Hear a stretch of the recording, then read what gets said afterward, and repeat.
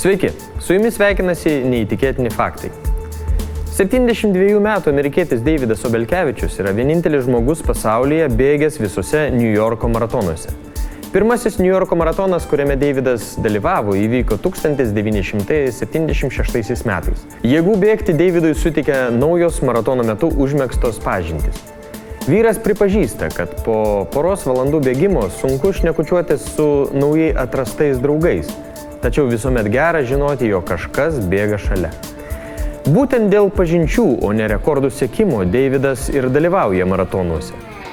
Maratone dažniausiai bėga užsidėjęs kepurėlę, prikištą vizitinių kortelių, ant kurių surašyti jo kontaktai. Mat taip susipažinti su naujais žmonėmis tampa dar lengviau. Geriausią rezultatą Deividas pasiekė 1982 metais, tuomet maratoną įveikė per 2 valandas ir 40 minučių. Vyras sako, jog bėgs maratonuose tol, kol galės, nes amžiaus apribojimų maratono dalyviams nėra. Ačiū žiūrėjusiems. Visas neįtikėtinų faktų laidas rasite internetinėje televizijoje betabu.tv. Taip pat kviečiame mus sekti Facebook'e.